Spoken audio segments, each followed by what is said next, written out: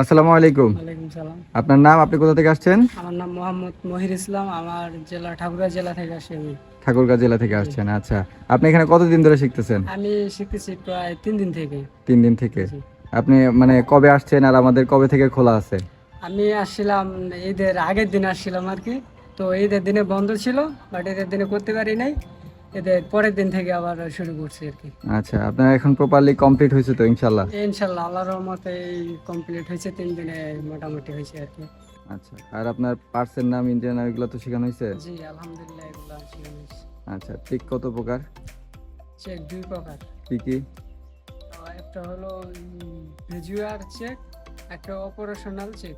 আচ্ছা, এগুলো তো হাতে কলমে দেখানো হয়েছে নাকি? জি আলহামদুলিল্লাহ। ইনশাল্লাহ এখন নিজে নিজে করতে পারবেন তো? ইনশাল্লাহ আমি পারবো। আচ্ছা ঠিক আছে, এখন আমাদের একটু ড্রাইভ করে দেখাবেন, হ্যাঁ? ঠিক আছে।